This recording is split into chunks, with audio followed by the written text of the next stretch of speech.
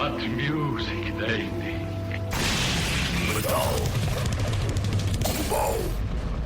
Sejam bem-vindos a mais um podcast de Metal Global. Hoje a conversa é com Dr. Dead dos Dominum, eles que têm novo álbum intitulado Night is Calling. Antes da entrevista com Dr. Dead, não quero mais lembrar que tem a versão rádio exclusiva na RTP Play. Podem passar por lá e procurar por Metal Global. Os Dominum estão de volta e o novo ataque sonoro já anda a chocalhar as tabelas. Depois do estrondoso sucesso de The Dead Don't Die, a banda liderada pelo carismático Dr. Dead acabou de lançar Night is Calling, o seu terceiro disco de estúdio com carimbo da Napalm Records. O álbum chegou às lojas no início deste mês e traz uma dose massiva de metal moderno, carregada de riffs pesados, refrões contagiantes e aquela estética de terror teatral inconfundível. Se ainda não ouviram, corram para as plataformas de streaming e deixem-se invadir pela tempestade sombria dos Dominum. Para falar sobre Night is Calling, a conversa é com Dr. Dead. Hello there. Hello Felix, how are you? Not too bad, how are you? I'm good. Good to see that you're still alive. Yes, I am. It seems. Not sure though. So that end of Doctor leaves a bit things in the open. Yeah. It's so dramatic. Yeah. What's going to happen next? We have to wait and see. You have to wait, but you won't have to wait too long. It's gonna be fine. Okay. How is everything been? Busy days for you? Yeah, it's super busy actually. We are rehearsing right now. So yesterday and today is full rehearsals day, and taking a little break, which is awesome for voice. And tomorrow is the first festival, and we have a great summer ahead, and we have a great tour ahead, releases ahead. Like this year feels like a whole ramp towards the tour, because we have a billion of videos that we shot, which is kind of weird, because nowadays it seems like videos are not that relevant anymore, but we like to do them, so yeah. We spend tons of money in doing videos. But you make great videos, and I think, as a fan, I think videos are still relevant, and I like to watch them. I understand that, there is no TV shows anymore that show video clips or anything like that. So I don't know, you guys have the numbers when it comes to YouTube and social media, so you must know if it's worth it or not. Yeah. For me as a fan, I like the videos. I don't know if the general public is that relevant anymore. So I think numbers are not everything. Because we're not managers or label people. We are fans and artists, so we have to also do what we want to do. Otherwise, the art gets drowned by business, which is always a bad thing to happen. And, when you start, we've talked a couple times already, when you start Dominum, do you expect the band to grow as much as it is now? Now it's like, obviously a full-time band, plenty of shows, tours. When you started, do you expect the things to go, get like crazy like this? Not at all, no. When I reached out for to find a deal, it was like during the pandemic. First, it didn't look that bright, to be honest. Because everything we've done, like the masks and the costumes and the first videos, the photo shoot, all of that, like the homepage, you have to be able to find a label, you have to present yourself, right? So we wanted to make this as good as possible, and it was like the money that I've been saving for years, this, okay, now I have an idea, now that I have the songs, and this is the chance. So everything on one, how do you say in English, everything on one card, like in roulette, everything on red or black or whatever. And at first then, it didn't look so bright. Everyone was like, really, zombies, and do we need this? And I was like, yes, of course you need this. But then finally we got this constellation going, and we have such a great team. Everyone's so creative, and everyone is so willing to bring this forward, and we talk so much, like with the management, with the booking, with the label. We're in constant contact, and everyone kind of just enjoy the Dominum, which is great, because I mean, you know how it is. Like there's so many bands. Yeah. There's so many bands, and there is so much stuff to work off. But when you still have people around you that are on fire, that's extremely great. And it's not only great; it also adds up in the success, I believe. It's just hard work. It's constant thinking about how can we improve this. And luckily, we were able to play very good tours, have very good slots, have this, have that, and those are all the little puzzle pieces that add up to a bigger picture that I didn't really get in the beginning. Like when we did the first headline tour last year, I was like still, will someone come? Will someone arrive just to see us? And most of the shows were sold out. So this was the first time we were like, okay, it seems to evolve somehow. But we didn't expect this at all. Like, I think people from outside are way better in judging over this than ourselves, because it's like when you see yourself in the mirror every day and you do workout and then you're like, why am I not changing? And then a friend sees you one year, like you haven't seen him, and he's like, oh, what the fuck happened? And he was like, why? Yeah, you look different. I'm like, really? I do? That's it's the same thing, I think. Yeah. And so when did you start working on, I mean, you mentioned the headline tour, you've been doing a lot of tours. When did you actually start working on the songs for the new records? All the time. Whenever I have time, I write a song. 2 days ago, I had the second song for the fourth Dominum album. So it's a non-stop work for you. Yes. You just want to keep the creative juices flowing, as they say. Yeah. You have to stay practiced, if that makes sense, like, because it's like a craft. Songwriting is a craft, and when you don't do it for 2 years, you get bad at it.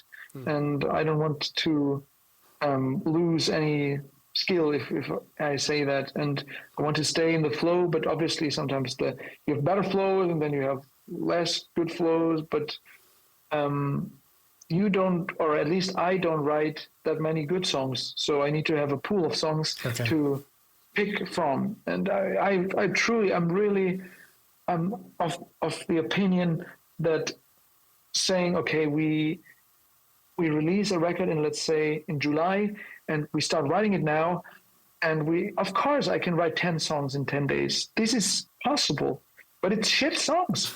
This needs time. Like you have to sleep over stuff, and then you have to rework stuff, and then you have to dive into production and put all the little details and the production dust in and everything. So I think good art needs time, even though sometimes it happens fast.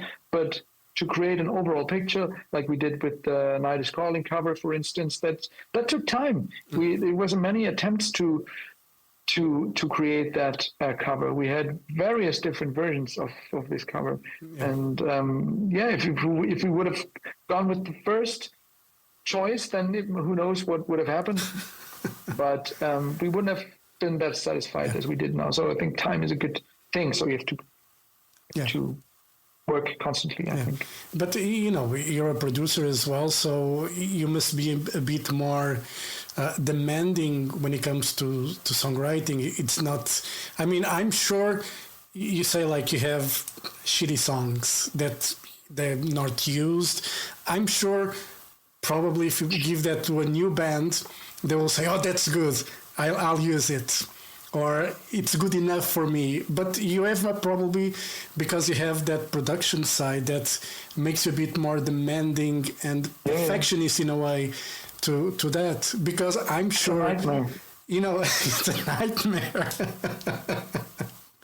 Must be difficult to live with you in your head, I mean. I think there was a quote from Matt Lang, who said to Chegou from Nickelback, the singer of Nickelback, who also writes all the songs, and he let me think, how was this? Because Matt Lang, Chegou said something like, "We need some." I can't put it together, but Matt Lang said to him that the context was, it's not about writing good songs. We need great songs. Yeah. And of course, like writing a song that works is a craft, but the magic happens very rarely. Yeah. Like, because you know which chord progressions work and which melody works and all that, and then you pick an engaging line, something with love maybe, and then it's gonna work somehow. But this is not what it's about, and I think no big record was made like this, where people went into the studio and say, okay, what's the most clickbaity thing we can write? This is not the songs that we listen for 10 years, I think. Yeah. Yeah, it's, I think, if you know what you're doing, I mean, there's no shame in being, a perfectionist and trying to, exhaust all options in a way, and to see like how good a song can really turn out. It takes time. Absolutely. It takes time. So And afterwards, it's also, it's a painful process. Like I mentioned that 2 days ago, I wrote a song. It was with my friend Ben. And I prepared something. I had like a flow going on in the morning. He came at 1, and at 10, I sat down and was like, okay, I need to be prepared. I need to have something. So I wrote something. And he came and was like, dude, I think I have the song already. I think it's so great. And I played it to him, and he was like, And I was like, man, why not? And blah, blah, blah. So, but this is why we work together, because I trust him and he trusts me. So, and then we worked for 8 hours, and then afterwards, the song was so much better than what I did in the morning. So it's worth it. It's worth suffering. Is absolutely worth it. I can really recommend to suffer. And it's always good to have someone that you work with and that you trust, that can tell you in your face that your idea is shit. Yeah, absolutely. But you need to find those persons. It's I sometimes have it when younger bands or not that much experienced bands ask me to produce a record or produce a song or whatever, and then I ask them always, are you sure that you want this? Because it's very painful. And they were like, no, we can take it. And it happened that I listened to the demos, and I'm an honest guy. I don't say it's shit, but I was like, yeah, maybe let's work on this. And because none of the songs was like touching me, and what can I do? It's and sometimes it happens that people are then just pissed and say it happens very rarely, but it happened that people then say, okay, then you don't understand our art, which is for sure true. But this is the thing. You have to find the person that resonates with you and resonates with your taste. And it's basically the same as any art form or any artist. As a painting, let's say, you have those abstract paintings that, to me, they mean nothing. I can look at the painting, is abstract, whatever, and I don't understand it. But that's okay. Because absolutely, people that understand what it means with that painting, that's what matters. And then they can explain to me, and I still say, I don't see it.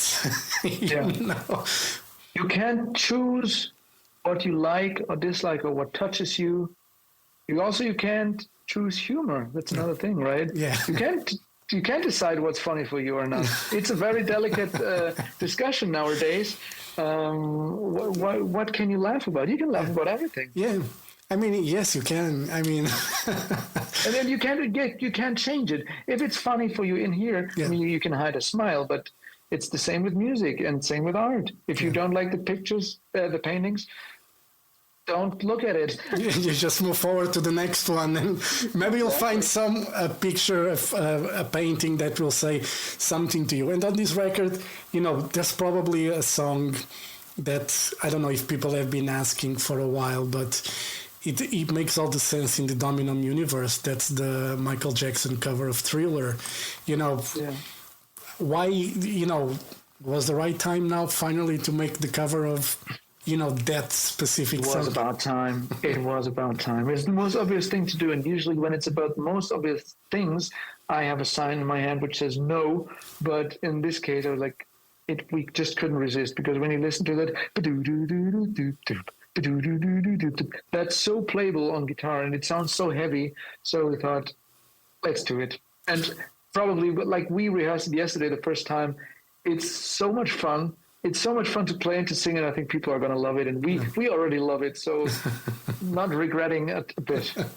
It's, when a song is great, it's great. There's, again, Thriller, even though it's not originally like a metal song or anything like that or close to it, but the melody is there, the hooks are there. I mean, you can make, I think, any style, or can try any style of music with that one, and it will still sound great because the core of it is great. That's it. The substance. Like, I always say, it's a very cliche thing, but a good song always works at the campfire when you play it with a guitar. Yeah. I mean, if you go for extreme metal, it gets a bit difficult here. But let's say about like classic rock songs or classic pop songs, they always also work very stripped down. Yeah. And when something works like this, you can put on top of that foundation whatever you want. You can build a skyscraper, you can build a cabin, make it sound super polished, or make it sound fucked up like we did with poor Michael Jackson. Yeah. But it works well. I really enjoy the version that you guys did. The guitar melody, it works really well. I mean, it was such an obvious choice. Absolutely. and you mentioned like it's going to be a busy summer. You got some festivals, and then at the end of the year, you got a tour as well. After that, what are the plans for next year? Oh, wow. Is there any plans yet? I don't know. I just want to survive this year. Maybe next year rest for 2 weeks and then see what happens. 2 weeks, that's all you need? I'm not a vacation guy. You're a workaholic. I mean, it's not... Don't tell this to anyone, but what we're doing here, I mean, it's very stressful, and we sit around in vans a lot, or in buses, or in airports or whatever, and we wait a lot, and we don't sleep a lot. It's very demanding, but I wouldn't say it's work, to be really honest. It's the coolest thing you can do is play music and hopefully make a living out of this. It's a gift, and so I'm far away from complaining. It's like when it's about vacation, I mostly do it for my girlfriend, because it's like normal people need vacations, it seems. So it's me. It's my family gets pissed off because normally I try to make a vacation, in a place where there's a concert or concerts or a festival. And what I say is, we're going, but I have this festival. You can do whatever you want, but I'm going there. Need some me time. Yeah, I'm going to do, next month I'm going to Tons of Rock in Oslo, and I'm going there for a week. So I said, nice. Okay, we go a few days before, we can do like the tourist thing, but after Wednesday, until we go back, it's all festival for me. Do whatever you want. I'm going to the festival. That's cool. How do they deal with it? Are they fine with it? They have no other option. I say I'm going. If you want to come, it's fine. But keep in mind that on these dates I have this, and that's it. Okay. You have to. But it sounds like a compromise. Yeah, you have to, and then you have to compromise. Okay, next year we're going to take 2 weeks off, but we're going somewhere where there is no concerts. And then I say, okay, but then the other 2 weeks I have to arrange holidays where there's concerts. So holiday in Wacken. Yeah. Oh, there is a festival. Who would have thought that? I did Wacken already. Back in 2001, 2002, I did Wacken. It was great. But now it's too big for me. I get claustrophobic with so many people, like 80,000 people. No. Yeah, it's a lot. Yeah, it's a lot of people. And when it rains, it really rains there. So. It really rains, yeah. Well, tell me about it. Anyway, Felix, before we go, so 2 week vacation and then probably more touring. Is there any ideas for proper headline tour? Like, you're not playing Portugal yet, How you going to fix that? What do we need to do to make you guys play here? We need to kill someone? No, you don't need to kill anyone. So we do a headline tour, which is at the end of the year, but unfortunately, Portugal is not in it. I mean, we are a band existing since 2.5, 3-ish years, let's say. So it's we are rising and we are conquering a lot of areas, but it's step by step. So we can't do everything at once, but I'm sure we will surely find our way to Portugal at some point. Yeah. Normally, to play Portugal, you need to play a couple shows in Spain at least to make it worth it. So you have to. There needs to be a tour where you play at least 2 shows in Spain to be worth it to come to Portugal and then go back to Spain again or something like that. So, yeah. I see. Anyway, Felix, thank you very much. Yeah, I mean, I'll annoy whatever promoters there are. And I know it's a tough business because when the agent proposes a tour, you have to get the best offers to make everything work. It's tough times. We are playing one show in Spain now in Z-Rock. It's the Z-Rock festival. Exactly. Yeah, exactly. And it's very cool, and I'm very happy about this. But I have to be honest, it's really demanding to get there. Yeah. Like touring costs, you're aware of this. Yeah. Everything explodes, and now the flight costs also explodes. Everything is exploding. The world is crazy. Yeah. So this makes it even a bit more tricky, but still we're trying to make everything work. Yeah. And normally, people are not aware. Sometimes when you do like festivals, it's a fly-in show and you cannot really bring all the production with you guys. No. Because, I mean, a headline band, it's a different story. But, even those bands, sometimes they cannot bring everything they want because, it's a fly-in show. It's to get in the airport, all the, putting stuff on the airplane. It costs a lot of money as well. Absolutely. It's crazy. But yeah, we'll find a way to put it on. Yeah, I'm sure in a probably bigger tour. When you guys get bigger, don't get too big, because if you get too big, then you won't be able to play. It becomes like, we never played in Portugal. Now we are too big to play in Portugal. You have to find that before you get too big. You have to play here, and then okay, step by step. Step by step. All right, Felix, thank you very much for your time. All the best for Dominum. I saw you guys last year. It was last year or 2 years ago when you guys did a tour with Glory Hammer. You played Dublin. I was there at the show in Dublin. So yeah, again, I did a vacation saying like I'm going to. And I have that show that I have to go, so, It was a cool show. I remember that one. It was, this was also actually a bit stressy because, we went to that show only in Ireland. It was the only Ireland show, so we had to go with the ferry here. And right after the show, everyone was like, quick, and go on the bus, and the bus drove. Yeah, driving like maniacs so we can make it to the next show. It was crazy. Yeah, yeah, and that's the thing. When you play Ireland, you need normally, if you play the UK, you have to take a ferry, and sometimes the weather can be bad, and it happened that the sea is kind of crazy, and yeah, it's not easy. If you think like it's all glamour when touring, no, it's not. Right. Felix, thank you very much. Have a great day. Hope to see you guys here in Portugal, sometime. Yes. So, fingers crossed for that to happen. And, Night is Calling, great record, another one. Thank you. So I'm glad you take, the shitty songs. They still don't make it on a record. Yeah. So keep it that way.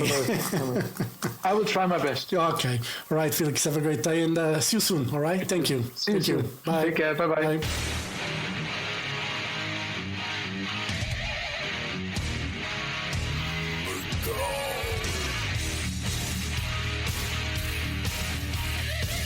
Metal Global. Metal Global foi a conversa com Dr. Dead dos Dominum. O novo álbum Night is Calling já está disponível em todas as plataformas digitais e, claro, em formato físico. E assim chega ao final deste programa. Dúvidas ou sugestões e enviar e-mail jorge.botas@rtp.pt. Visite o site metalglobal.pt e sigam-me no Twitter e Instagram em @mountainking. Podem fazer like na página do Facebook do Metal Global e se estão a ouvir esta versão em Apple Podcasts, Spotify ou YouTube Music, subscrevam para não perder nenhum episódio. Eu volto no próximo programa. Um forte abraço. Children of the night, he will live through the centuries to come, as I have lived. Good night.